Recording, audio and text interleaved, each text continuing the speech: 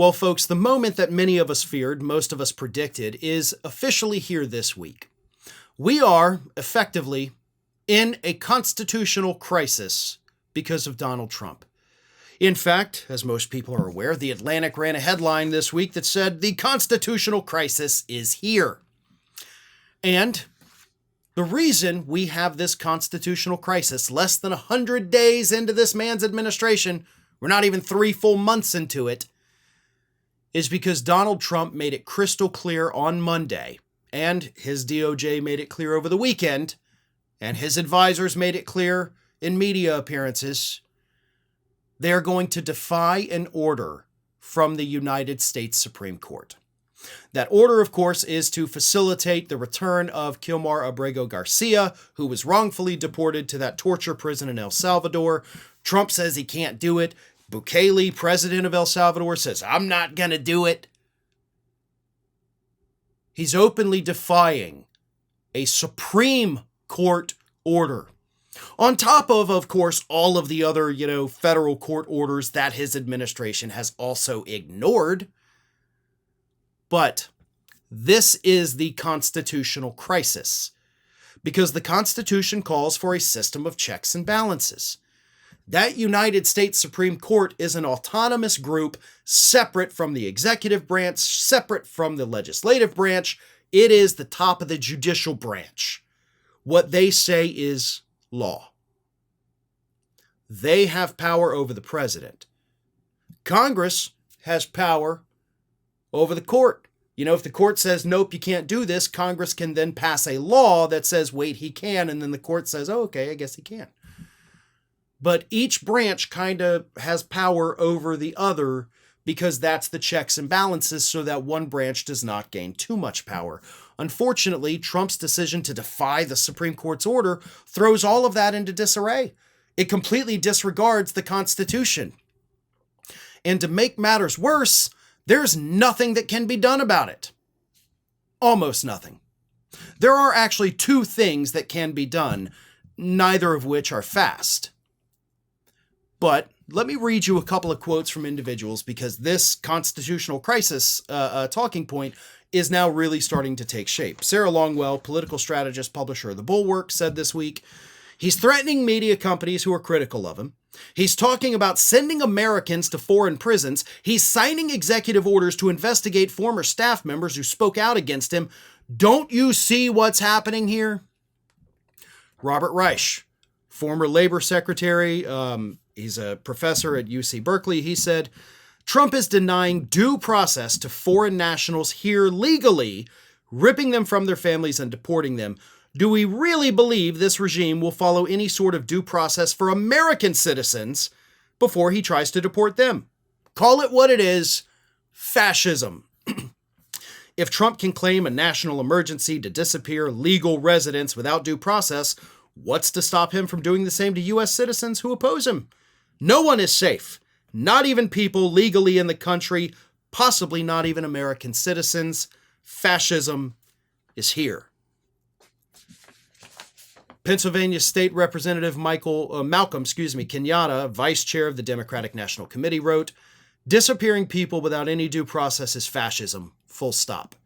I'm sick to my stomach, and we all should be. And he's right, we all should be.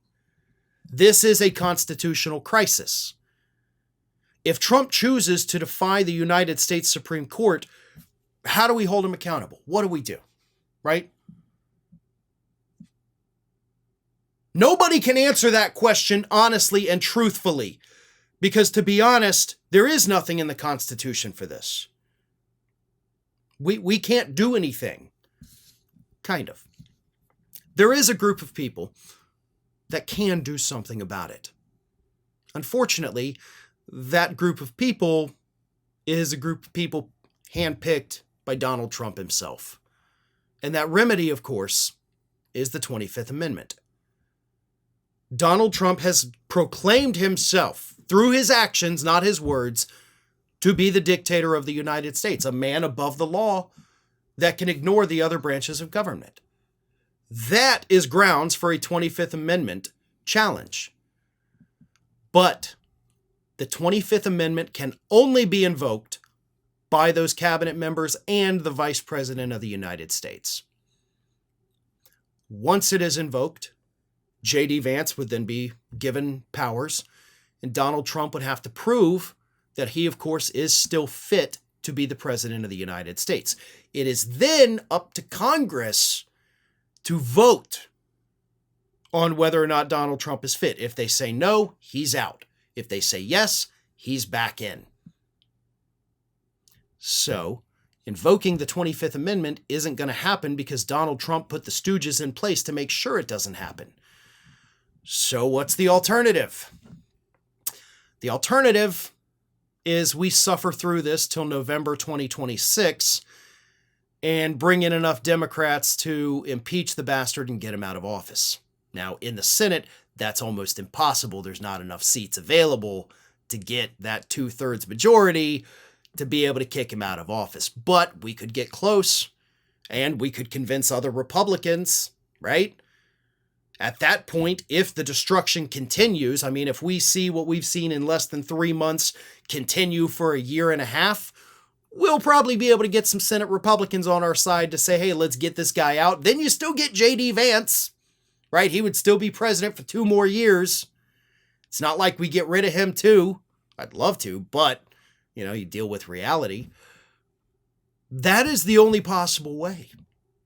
And unfortunately, if that is the answer, we still have to do this for a year and a half, 2 years basically, before we can get to that point. So that's our only solution.